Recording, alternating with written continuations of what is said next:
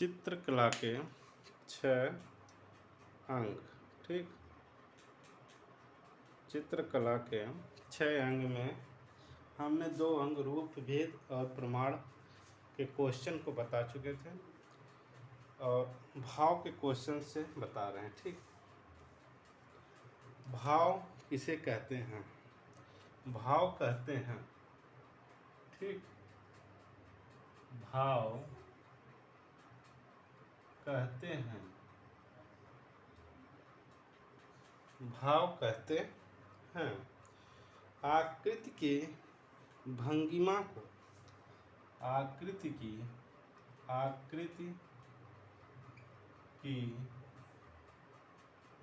भंगिमा को, आकृति की भंगिमा को क्या कहते हैं? भाव कहते हैं। ठीक, भाव कला को देता है, भाव कला को देता है, भाव कला को देता है। तो भाव कला को अभिव्यक्ति देता है। क्या देता है? अभिव्यक्ति, अभिव्यक्ति देता है। भाव कला को देता है अभिव्यक्ति। भावों का किससे घनिष्ठ संबंध है? भावों का किससे घनिष्ठ संबंध है? भावों का किससे घनिष्ठ संबंध है? वो संबंध किससे है? रस से। किससे है?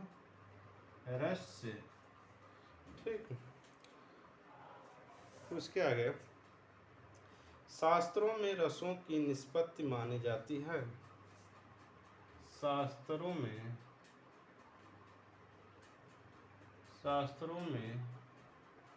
रसों की निष्पत्ति मानी जाती है। शास्त्रों में रसों की निष्पत्ति मानी जाती है अस्थाई भावों से। किससे मानी जाती है? अस्थाई भावों से। शास्त्रों में रसों की निष्पत्ति मानी जाती है अस्थाई भावों से। ठीक, सर्वप्रथम रस सिद्धांत किसने दिया? सर्वप्रथम रस सिद्धांत, सर्वप्रथम रस सिद्धांत किसने दिया? सर्वप्रथम रस सिद्धांत किसने दिया? भरत मुनि ने। किसने दिया? भरत मुनि ने। सर्वप्रथम रस सिद्धांत किसने दिया? भरत मुनि ने। ठीक, उसके बाद भाव है भारतीय चित्र की आत्मा। भाव क्या है? भाव है, भाव है, भाव जो है भारतीय चित्र की आत्मा है। भाव जो है भारतीय चित्र की आत्मा है। भाव कहते हैं आकृति की भंगिमा को। भाव कला को देता है अभिव्यक्ति। भावों का किससे प्रसिद्ध संबंध है? रस से। शास्त्रों में रसों की निष्पत्ति मानी जाती है स्थायी भावों से। सर्वप्रथम इस सिद्धांत किसने दिया? भरत मुनि ने। भाव है भरत मुनि चित्र की आत्मा है। रस तथा उनसे संबंधित भाव। रस तथा उनसे संबंधित भाव। रस तथा उनसे संबंधित भाव। ये रस है, ये हमारा भाव। ठीक। तो श्रृंगार का जो है रति होता है, श्रृंगार का भाव रति होता है। श्रृंगार का भाव क्या होता है? रति होता है। हास्य का भाव हास होता है, हास्य का भाव हास होता है, हास्य का भाव हास होता है। कारण का शोक होता है, कारण का शोक होता है, कारण का क्या होता है? शोक होता है। वीर का उत्साह होता है, वीर, वीर का उत्साह, वीर का उत्साह होता है। रौद्र का क्रोध होता है, रौद्र, रौद्र का जो होगा वो क्रोध होगा, रौद्र का क्रोध होगा। भयानक का भय होगा, भयानक, भयानक का भय होगा, भयानक का भय होगा। उसके बाद विभत्स का घृणा होगा, विभत्स, विभत्स का, विभत्स का क्या होगा? घृणा, विभत्स का घृणा।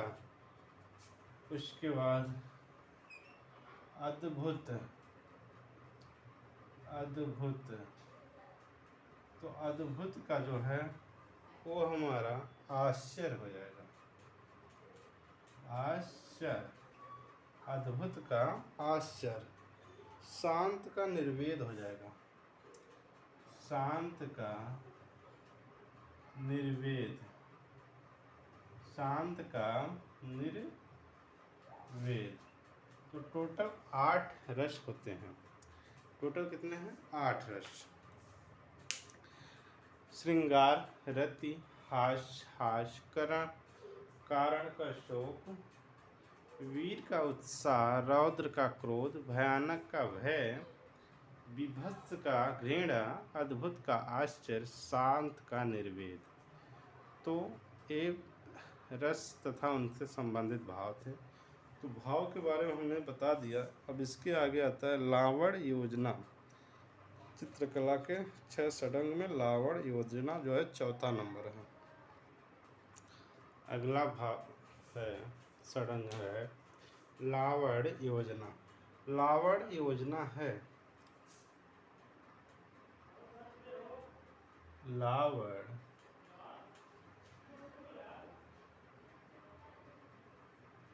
योजना, लावण योजना है,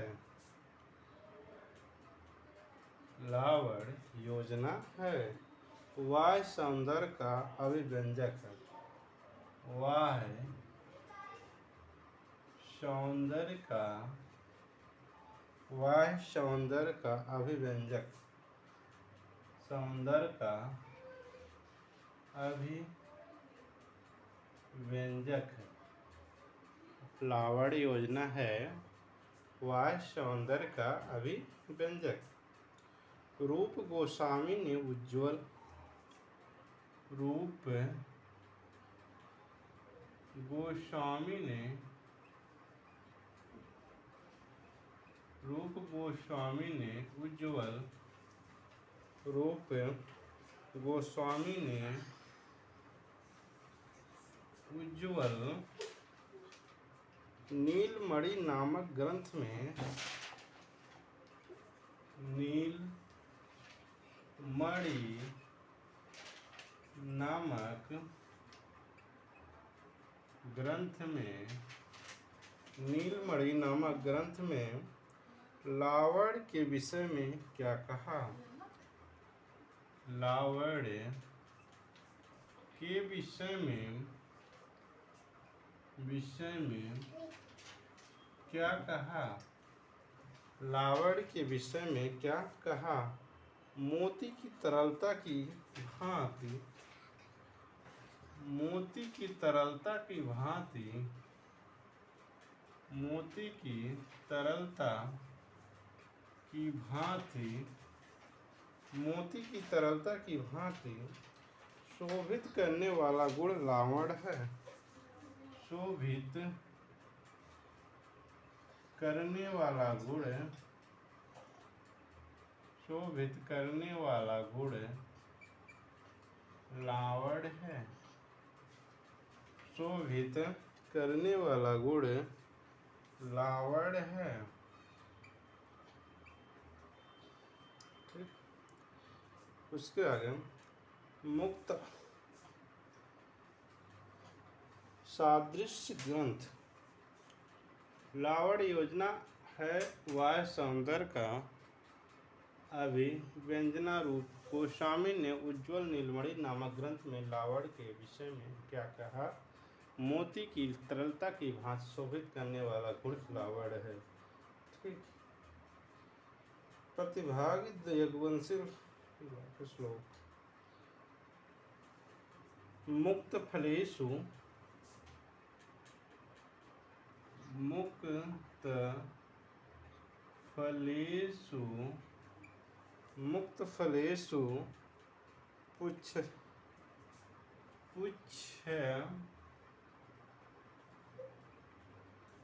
और या अस्त्रा या अस्तर त्वामि वांतरा, त्वामि वांतरा, ये सब एक में है। त्वामि मांत्रा प्रतिभाति, प्रतिभाति, प्रतिभाति यंदगीषु, यंदगीषु,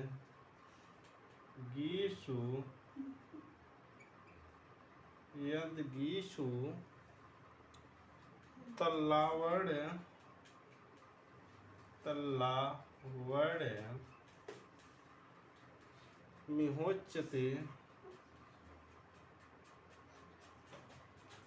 मिहोच्यते। श्लोक कहाँ से लिया गया है? श्लोक कहाँ से लिया गया है? तो ये श्लोक जो है उज्ज्वल नीलमणि ग्रंथ से लिया गया है। उज्ज्वल नीलमणि ग्रंथ से लिया गया है। लावण योजना वाह सौंदर्य का भी व्यंजना रूप है। गोस्वामी ने उज्ज्वल नीलमणि नामक ग्रंथ में लावण के विषय में क्या कहा? मोती की तरलता की भांति शोभित करने वाला गुण लावण है। मुक्त फलेषु पुच्छयास्तर त्वामिवांतरम प्रतिभाति यद्गेषु तल्लावड़ मिहोच्यते। श्लोक कहाँ से लिया गया है? उज्ज्वल नीलमणि ग्रंथ से। ये लावण योजना के क्वेश्चन करवा दिए हैं। इसके आगे षडंग है सादृश्य। आइए देखते हैं सादृश्य। 6 षडंग में सादृश्य 5वां नंबर है। किसी मूल वस्तु, किसी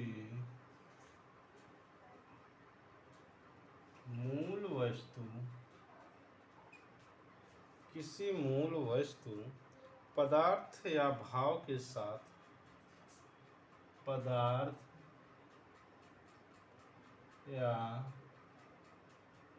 भाव के साथ, पदार्थ या भाव के साथ,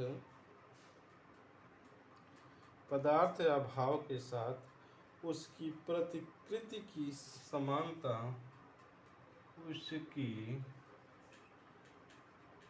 प्रतिकृति की समानता, उसकी प्रतिकृति की समानता को दर्शाना कहलाता है, को दर्शाना कहलाता है, दर्शाना कहलाता है। तो क्या कहलाता है? सादृश्य कहलाता है, सादृश्य कहलाता है। ठीक। भारतीय कला में शरीर रचना हेतु, भारतीय कला में शरीर रचना हेतु, भारतीय कला में शरीर रचना हेतु प्रधान रूप से किन, प्रधान रूप से किन उपमानों का प्रयोग होगा, उपमानों का प्रयोग हुआ। भारतीय कला में शरीर रचना हेतु प्रधान रूप से किन उपमानों का प्रयोग हुआ? तो स्थिर मुख अंडाकृति, स्थिर मुख अंडाकृति, स्थिर मुख अंडाकृति, चंचल मुख पान की, चंचल मुख पान की, चंचल मुख पान की आकृति जैसी, आकृति जैसी, आकृति जैसी प्रसन्न नेत्र, प्रसन्न नेत्र, प्रसन्न नेत्र,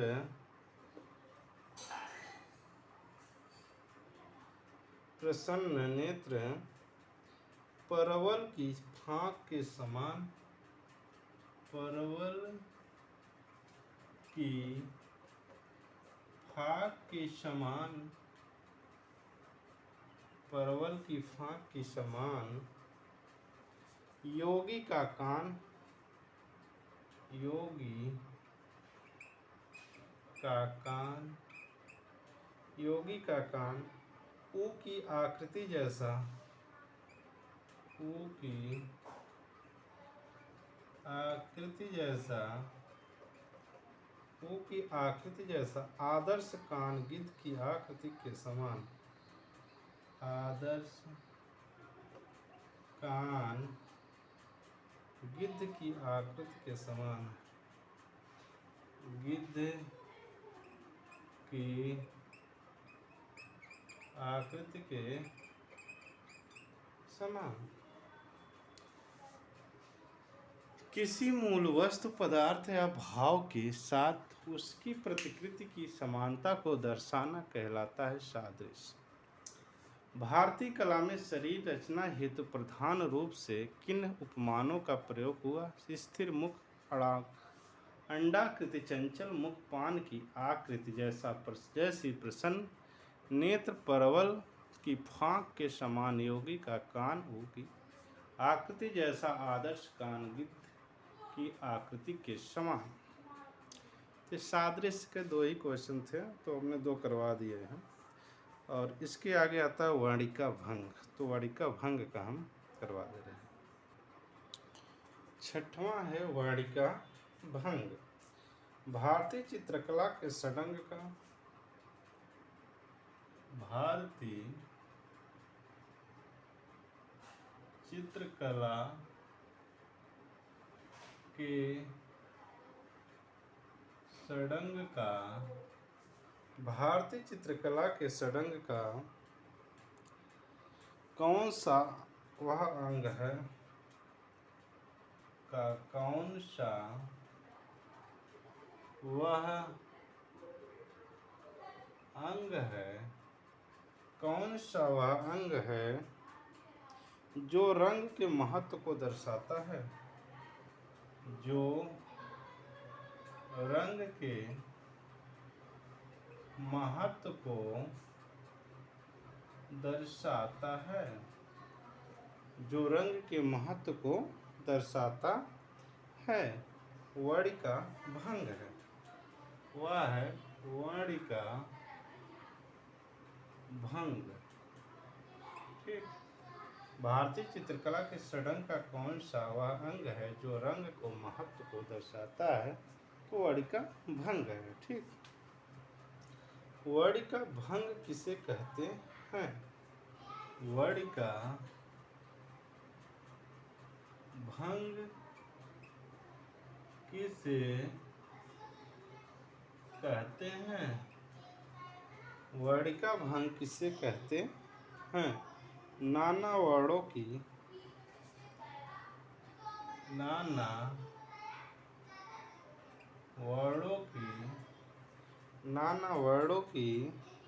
सम्मिलित भंगिमा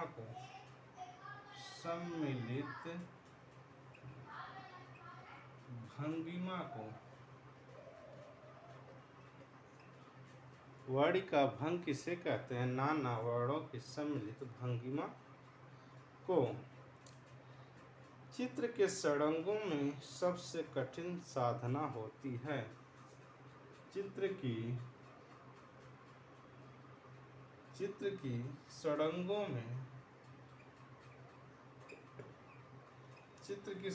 में सबसे कठिन साधना होती है। सबसे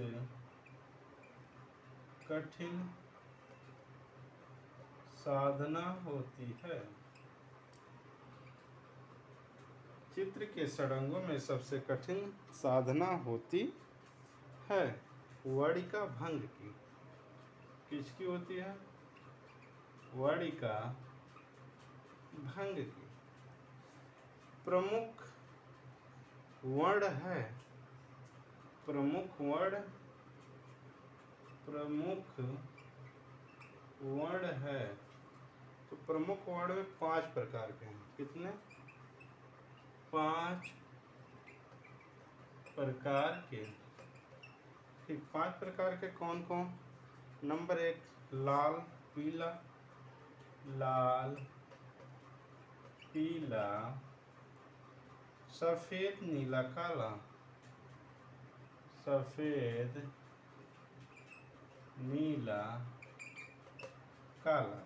नीला काला। ठीक। तो एक वर्णिका भंग के क्वेश्चन हमने करा दिए हैं। ठीक है। वर्णिका भंग में हो गए रूप भेद प्रमाण भाव लावण्य योजनम सादृश्य वर्णिका भंग। ठीक। इसके क्वेश्चन हो गए हैं। एक है कलागत तत्व। तो भारतीय चित्रकला के षडंग का कौन सा वह अंग है जो रंग के महत्व को दर्शाता है? वर्णिका भंग। वर्णिका भंग किसे कहते हैं? नाना वर्णों की सम्मिलित भंगिमा को। चित्र की षडंगों में सबसे कठिन साधन होती है वर्णिका भंग। प्रमुख वर्ण है 5 प्रकार के, लाल पीला सफ़ेद और नीला। तो अगले दिन हम अंतराल को पढ़ाएंगे। ठीक।